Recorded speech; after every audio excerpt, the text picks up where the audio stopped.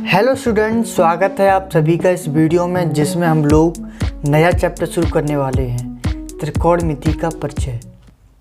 त्रिकोणमिति से संबंधित दो चैप्टर हैं, त्रिकोणमिति का परिचय यानी यही वाला, और जो दूसरा वाला चैप्टर उसका नाम है त्रिकोणमिति के अनुप्रयोग, वो भी हम लोग सीखेंगे। अगर दोनों चैप्टर्स को हम एग्ज़ाम की दृष्टि से देखें तो दोनों चैप्टर्स का वेटेज काफ़ी ज़्यादा है, इसलिए आपको अच्छे से पढ़ना है। सबसे बड़ी जटिल समस्या ये है कि स्टूडेंट्स को सबसे ज़्यादा कन्फ्यूजन इसी चैप्टर्स में होता है। कन्फ्यूजन इसलिए होता है क्योंकि ढंग से समझ नहीं पाते इस चैप्टर को। तो हम लोग देखते हैं, एक एक पॉइंट को, एक एक टॉपिक को गहराई से समझेंगे और समझते हुए करेंगे। आप लोगों को कहीं भी दिक्कत आने वाली नहीं है। ये टॉपिक आपको इंटरेस्टिंग भी लगेगा और मज़ा भी आएगा आप लोगों को, विश्वास कीजिए। लास्ट में आपको फील भी होगा त्रिकोणमिति का जो डर आपके दिमाग में है, एक्चुअल में इतना मुश्किल है नहीं। ये टॉपिक इतना महत्वपूर्ण है, अगर आप मैथ्स लेने जा रहे हो 11th में तो आगे सभी कक्षाओं में त्रिकोणमिति अवश्य आएगी। तो 10th के बाद मैथमेटिक्स में कुछ भी करते हो तो ये ज़रूर आएगी। तो सबसे पहले हम देखते हैं इस शब्द को, यानी त्रिकोणमिति। तो त्र का मतलब क्या होता है? तीन। कोण का मतलब क्या होता है? कोण। मिति का मतलब होता है मापना, यानी तीन कोणों को मापना। ऐसे इस इंग्लिश वर्ड को देखते हैं, जैसे ट्राई का मतलब क्या होता है? ट्री का मतलब क्या होता है? तीन। गौन का मतलब होता है साइड मतलब भुजाएं। और मैट्री का मतलब होता है मापना, यानी तीन भुजाओं को मापना। यहाँ पर तीन कोणों के बारे में, तीन भुजाओं के बारे में बताया जा रहा है। और तीन कोण या तीन भुजाएं किसमें होती हैं, यानी तीन भुजाओं से कौन सी आकृति बनती है? तो तीन भुजाओं से बनती है त्रिभुज ही बनता है ना। तो अब यहाँ पर हमें ये देखना है कि त्रिकोणमिति का जो गणित है वो कौन से त्रिभुज पर डिपेंड है। तो वो त्रिभुज का नाम है समकोण त्रिभुज। कौन सा त्रिभुज? समकोण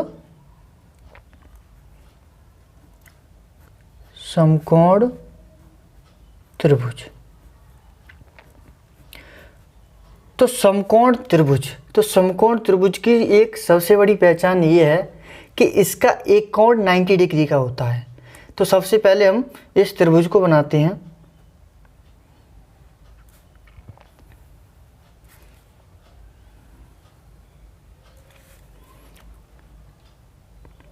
ये वाला 90 डिग्री का होता है।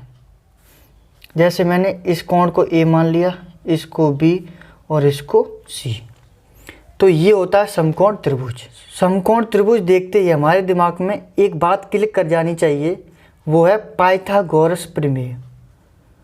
पाइथागोरस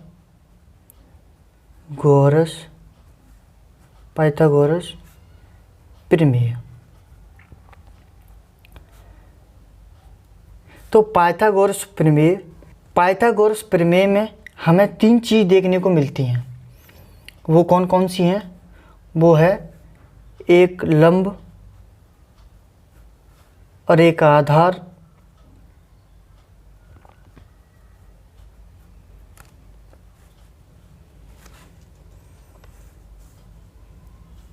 और एक कर्ण।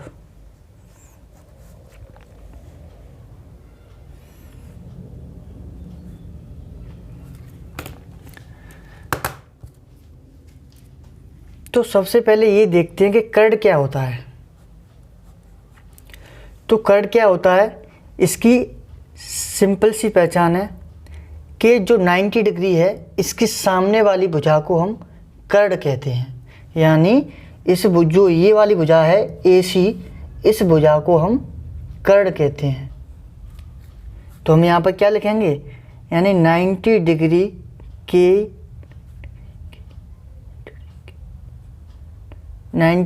के सामने वाली भुजा। समझ में आ गया? 90 डिग्री की जो सामने जो भुजा है उसको हम कर्ड कहते हैं। इसी तरह से अब हम देखते हैं लंब किसे कहते हैं। तो लंब किसे कहते हैं, हम जिस कोण के सापेक्ष, यानी हम जिस कोण के सापेक्ष बात कर रहे हैं उसके सामने वाली भुजा। जैसे हम इस एक कोण के सापेक्ष बात कर रहे हैं तो इसके सामने कौन सी भुजा है, ए वाली। तो अगर हम जिस कोण के सापेक्ष हम बात करेंगे उसके सामने वाली भुजा को हम लंब कहेंगे। तो यहाँ पर मैं क्या लिखूँगा, यानी जिस कोण के सापेक्ष बात करते हैं, जिस कोण के सापेक्ष बात करते हैं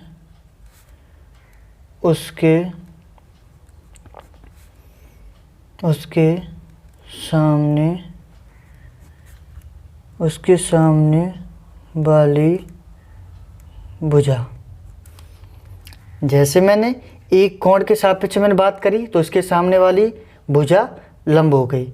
अगर मैं सी कोण के सापेक्ष बात करता हूँ,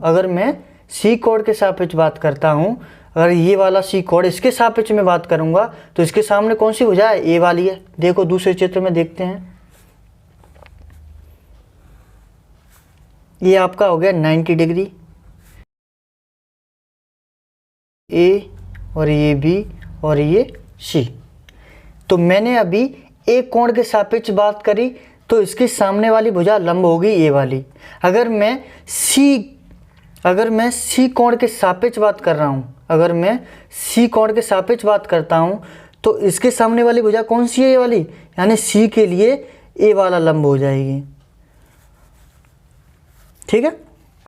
अब हम देखते हैं आधार, जो बची है उसी को हम आधार कहेंगे। बस इसमें हमें इतना समझना है कि ये हो गया आपका लंब, ये आपका आधार और ये हो गया आपका कर्ड। अगर हम पाइथागोरस प्रमेय की बात करें तो ये आपकी होती है, यानी लंब का वर्ग प्लस आधार का वर्ग बराबर कर्ड का वर्ग। यानी समकोण त्रिभुज में जो पाइथागोरस प्रमेय हमें जो देखने को मिलती है उसका जो फॉर्मूला है वो है लंब का वर्ग प्लस आधार का वर्ग बराबर कर्ड का वर्ग। इसका यूज कैसे करते हैं वो मैं अभी आपको करके दिखाता हूँ। देखिए, जैसे मैंने एक प्रश्न लिया है, एक समकोण त्रिभुज जिसका आधार 4 सेंटीमीटर है और कर्ड 5 सेंटीमीटर है। तो हम यहाँ पर सबसे पहले क्या करेंगे, किसके बारे में बात कर रहा है, समकोण त्रिभुज। तो सबसे पहले हम समकोण त्रिभुज बनाएंगे। ये कितने का होता है, 90 डिग्री का। तो इसमें आधार कौन सा है, ये वाला, यानी आधार हमें दिया है 4 सेंटीमीटर और कर्ड दिया है हमें 5 सेंटीमीटर। तो अगर हमें यहाँ पर लंब पूछ रहा है, तो लंब पूछ रहा है तो यहाँ पर हमें लंब निकालना है। तो लंब निकालने के लिए हम क्या करेंगे, पाइथागोरस प्रमेय का प्रयोग करेंगे। पाइथागोरस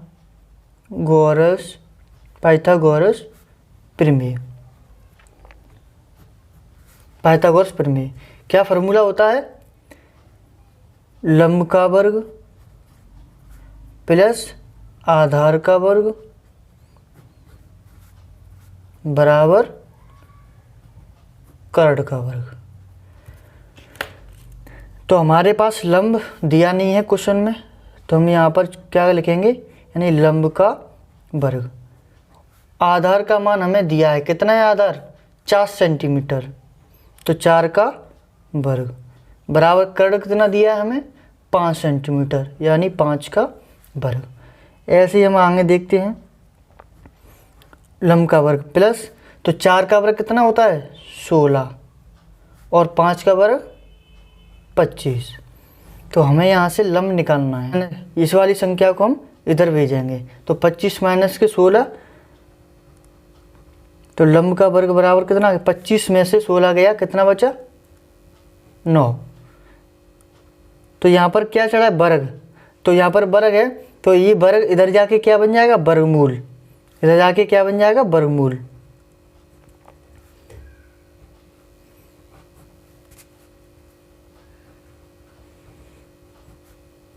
तो 9 का वर्गमूल कितना होता है? 3, यानी हमारा लम्ब कितना निकला?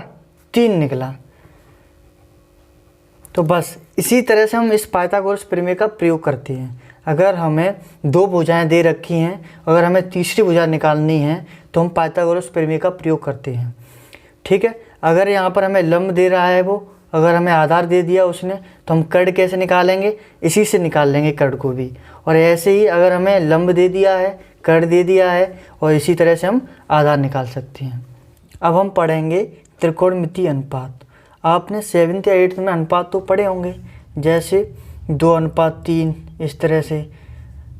ठीक है, तो इसमें क्या है, तो इसमें हमें क्या करना है त्रिकोणमितीय अनुपात में, कि इसमें संख्याएं अनुपात में थी, इसमें हमें भुजाओं को अनुपात में रखना है, यानी तीनों भुजाओं को आपस में कितनी प्रकार से अनुपात में रख सकते हैं। बस यही करना है इसमें, बहुत ही आसान है। देखो, यानी मैं अगर लंब और कर्ण को अनुपात में रखूं, कैसे? यानी लंब अनुपात कर्ण, यानी ठीक है, लंब अनुपात कर्ण। इसी तरह से लंब को मैं, यानी लंब अनुपात आधार। ठीक है, इसी तरह से देखो और कैसे लिख सकता हूं, यानी आधार अनुपात लंब। तो मैंने यहाँ पर क्या किया है कि भुजाओं को अनुपात में लिख लिया है। तो देखो यहाँ पर यही है त्रिकोणमितीय अनुपात। देखो क्या करना है इसमें हमें, जैसे हम क्वेश्चंस वगैरह हैं उसमें अगर हम यूज करेंगे, जैसे लंब अनुपात कर्ण कितना काफ़ी बड़ा है, तो इसको इन्होंने एक छोटी शॉर्ट फॉर्म दी है। क्या? यानी लंब अनुपात कर्ण को उन्होंने क्या बोला है? साइन, छोटे रूप में साइन बोल दिया। ऐसे ही लंब अनुपात आधार को उन्होंने क्या बोल दिया है? यानी tan। ऐसे ही आधार अनुपात लंब को क्या बोल दिया है? cot। इसी तरह से आधार अनुपात कर्ण को इन्होंने बोला क्या? cos। और कर्ण अनुपात लंब को क्या बोला है? cosec। इसी तरह से कर्ण अनुपात आधार को क्या बोला? sec। हमने क्या किया है, यानी हमने पहले भुजाओं को अनुपात में लिखा है, लिखने के बाद जैसे लंब अनुपात कर्ण, तो इसको हमने बोल दिया क्या? साइन। लंब अनुपात आधार यानी tan, यानी इसको शॉर्ट फॉर्म में हमने ये लिख लिया। बस इन्हीं को हम त्रिकोणमितीय अनुपात कहते हैं, बस इन्हीं को हमें याद करना है। तो देखते हैं इसको हम किस तरह से लिख सकते हैं। अब देखो यहाँ पे जैसे मैं लिख लिया, यहाँ पर ये क्रमबद्ध नहीं है, मैं यहाँ पर क्रमबद्ध लिख रहा हूँ। क्रमबद्ध तरीके से याद करना है कि साइन ए, तो यहाँ पर हमारे पास अभी कौन सा ये कोण है? ए कोण है। तो यहाँ पर हम ए कोण है, तो ए कोण के बारे में बात कर रहे हैं, यानी ए कोण के सापेक्ष बात कर रहे हैं, तो हम क्या करेंगे? यहाँ पर साइन ए ले लेंगे। ठीक है, यानी सभी में ए ही लिखेंगे, क्योंकि हम ए कोण के बारे में बात कर रहे हैं, ए कोण के सापेक्ष बात कर रहे हैं। तो साइन ए, तो साइन ए का मतलब क्या था? यानी लंब अनुपात कर्ण। तो लंब अनुपात कर्ण को मैं कैसे लिख सकता हूँ? यानी लंब बट्टे कर्ण। इसी तरह से cos ए को मैं क्या लिख सकता हूँ? आधार बट्टे कर्ण।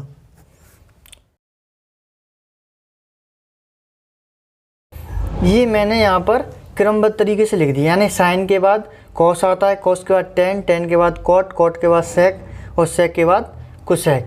ठीक है, तो आपको इसी तरह से याद करने क्रमबद्ध तरीके से। लंब है, तो लंब को हम शॉर्ट फॉर्म में देखें तो हम इसको L भी कहते हैं, और कर्ण को K हिंदी में ही देख लेते हैं, क्योंकि लंब है, यानी ला से क्या बनेगा? L, कर्ण यानी K, और आधार से A। ठीक है, तो अगर मैं शॉर्ट तरीके से लिखूँ तो कैसे लिखूँगा? L बट्टे क्या? K। इसी तरह से आधार यानी A बट्टे K। ये मैं शॉर्ट तरीके से कर लिया। अब आपको ये देखना है ये याद कैसे होंगे, याद करने में थोड़ी प्रॉब्लम आ सकती है, तो उसका एक शॉर्ट फार्मूला बता देता हूँ।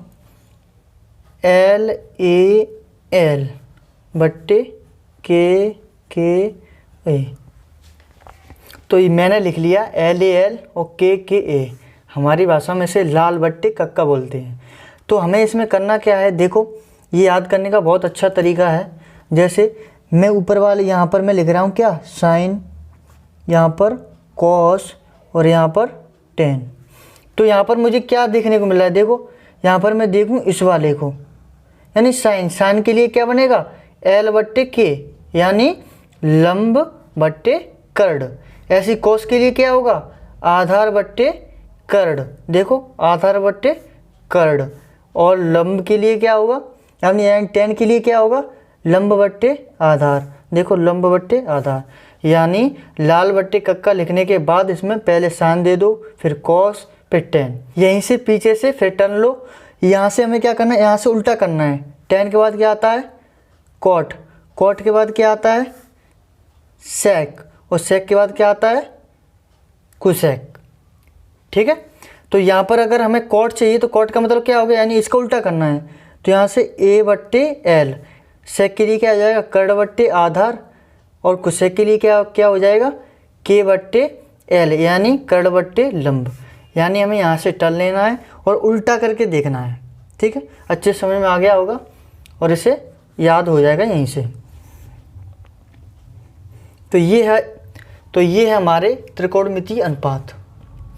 इतना करने के बाद अब आप 8.1 प्रश्नावली आसानी से कर सकते हो।